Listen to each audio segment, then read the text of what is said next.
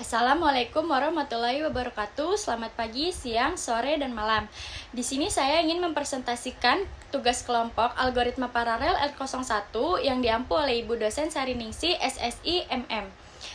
Sebelumnya, izinkan saya perkenalkan diri. Nama saya Tasya Aurelia, NPM 22706451614. Selanjutnya ada anggota kelompok saya, Dita Sekar Ayu Atmadi, NPM 22706451614. Selanjutnya, yang terakhir ada Emmanuel Abetrosi, NPM 22706451613. Yang pertama ada penjelasan arsitektur paralel komputer. Arsitektur paralel komputer adalah pendekatan komputasi yang memungkinkan beberapa prosesor bekerja sama secara bersamaan dalam menyelesaikan suatu permasalahan komputasi. Tujuan utamanya adalah efisiensi dan kecepatan komputasi. Yang kedua ada tipe arsitektur paralel. Yang pertama ada SISD atau Single Instruction Single Data, digunakan untuk komputasi serial tradisional. Yang kedua ada SIMD atau Single Instruction Multiple Data, cocok digunakan untuk operasi vektor atau matriks. Yang ketiga ada MIMD atau Multiple Instruction Multiple Data, umum digunakan pada prosesor multicore. Yang terakhir ada PRAM, Parallel Random Access Machine. Model ini digunakan secara teoretis di mana sejumlah prosesor bekerja paralel dan berbagi memori global. Yang ketiga ada penjelasan inti algoritma PRAM. Model PRAM memudahkan perancangan algoritma paralel dengan mengasumsikan bahwa semua prosesor bisa mengakses memori bersama tanpa konflik. PRAM terbagi menjadi 3. Yang pertama ada exclusive read, exclusive write. Yang kedua ada concurrent read, exclusive write. Yang ketiga ada concurrent read, concurrent write. Selanjutnya di sini ada kasus dan pseudocode PRAM, parallel reduction dan prefix sum.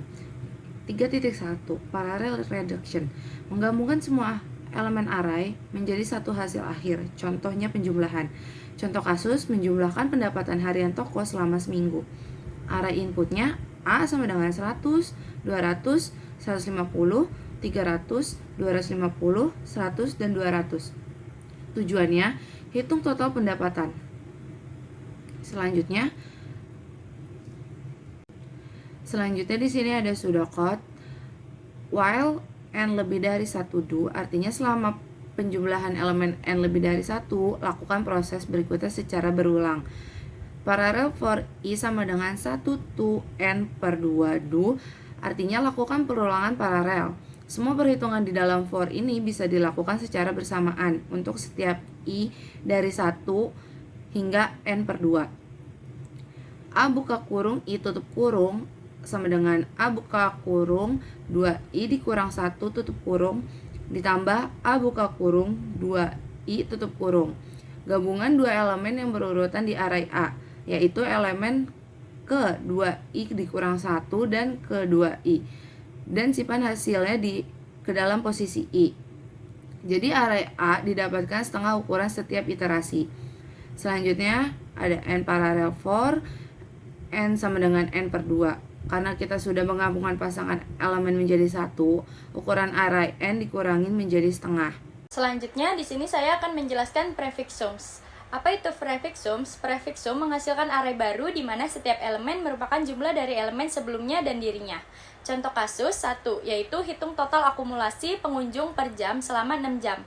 Array inputannya adalah A sama dengan 5, 10, 15, 20, 25, dan 30.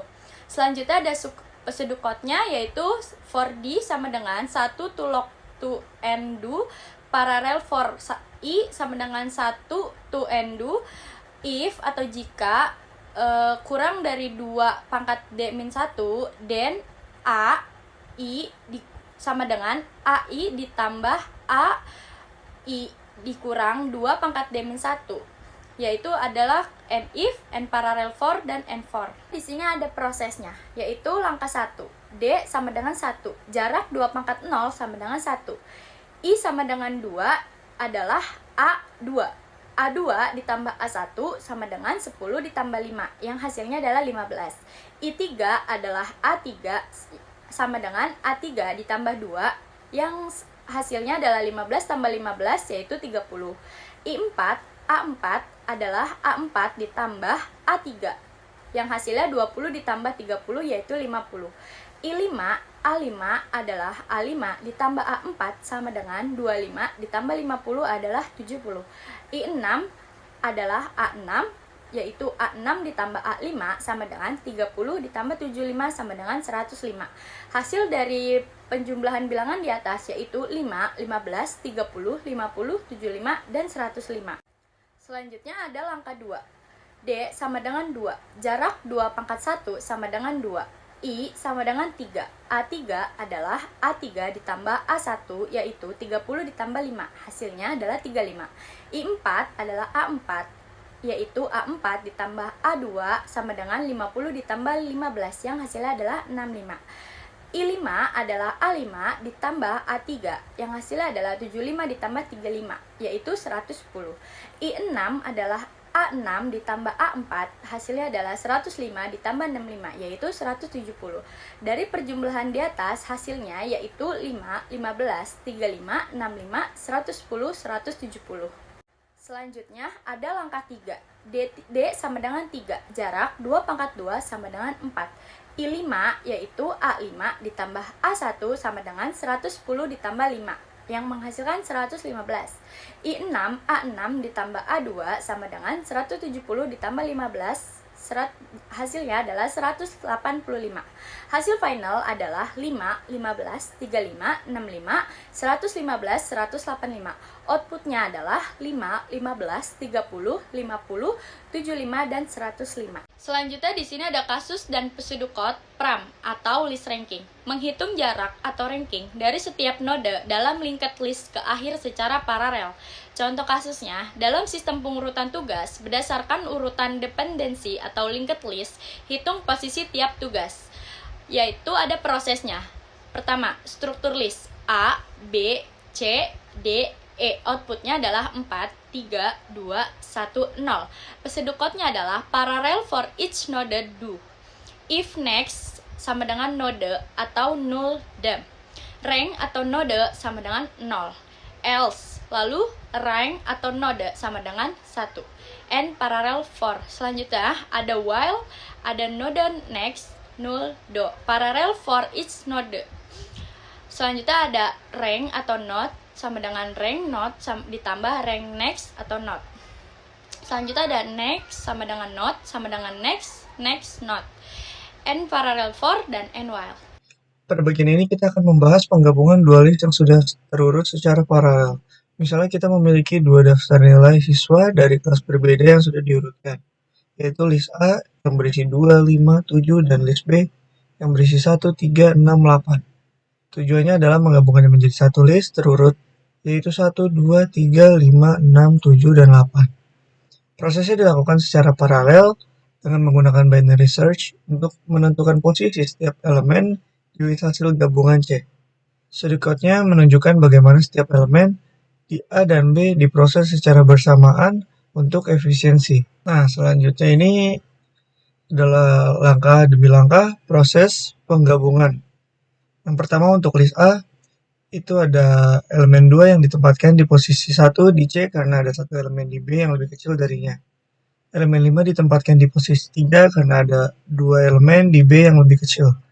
Elemen 7 ditempatkan di posisi 5 karena ada 3 elemen di B yang lebih kecil. Kemudian untuk list B, elemen 1 ditempatkan di posisi 0 karena tidak ada elemen di A yang lebih kecil.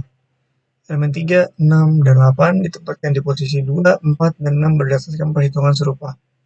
Hasil akhirnya adalah list C yang terurut sempurna, yaitu 1, 2, 3, 5, 6, 7, 8. Jadi kita beralih ke graph coloring.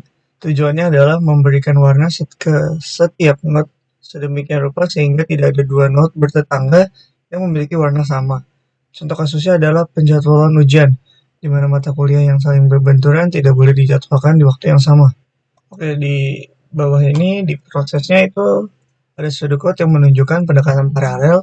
Selama ada node yang belum diwarnai, setiap node tanpa warna akan memilih warna terkecil yang belum digunakan oleh tetangganya.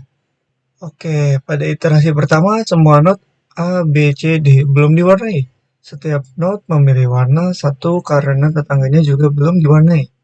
Hasilnya adalah semua not berwarna satu yang jelas menimbulkan konflik karena not bertetangga seperti A dan B tidak boleh memiliki warna yang sama.